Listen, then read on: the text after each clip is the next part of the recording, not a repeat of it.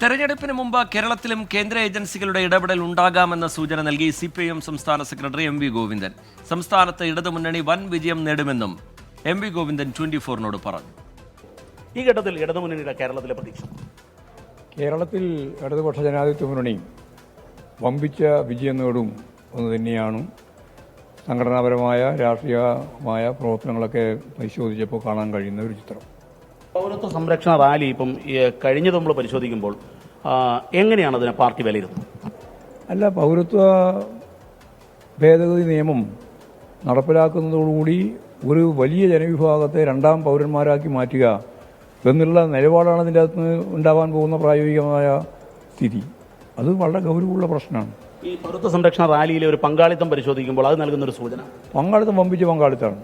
ഈ കെജ്രിവാളിന്റെ അറസ്റ്റ് യഥാർത്ഥത്തിൽ പ്രതിപക്ഷ പാർട്ടികൾ നയിക്കുന്ന സർക്കാരിനുള്ള ഒരു മുന്നറിയിപ്പാണോ?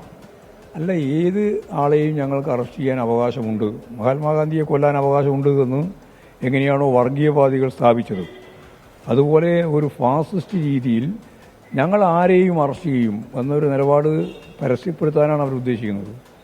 ഇത് ഫാസിസ്റ്റുകൾ ലോകത്ത് എവിടെയും ചെയ്തുകൊണ്ട് നിന്ന ഒരു കാര്യമാണ്.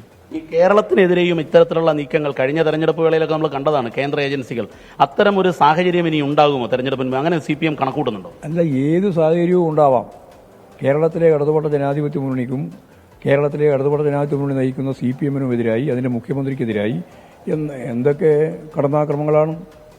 ഇപ്പോൾ പല രീതിയിലുള്ള കടന്നാക്രമങ്ങളും ഇന്ത്യയുടെ വിവിധ മേഖലയിലുള്ളതുപോലെ കേരളത്തിലും ഉണ്ടാവാം. അതിനൊക്കെ അതിജീവിക്കും. അതാണ് അതിന്റെ ഏറ്റവും പ്രധാനപ്പെട്ട ശക്തി. Thank you. വളരെ കൃത്യമായി കെജ്രിവാളിന്റെ അറസ്റ്റ് പ്രതിപക്ഷ പാർട്ടികൾക്ക് കൃത്യമായ സൂചനയാണ്. കേരളത്തിൽ ഇനിയും ആക്രമണം കേന്ദ്ര സർക്കാരിന്റെ നേതൃത്വത്തിൽ ഉണ്ടാകും, അതിനെയെല്ലാം അതിജീവിക്കുമെന്നാണ് CPIM സംസ്ഥാന സെക്രട്ടറി MV ഗോവിന്ദൻ മാസ്റ്റർ പറയുന്നത്. ക്യാമറാമാൻ പ്രവീൺ ധർമ്മശാലയ്ക്കൊപ്പം ദീപക് ധർമ്മടം, 24.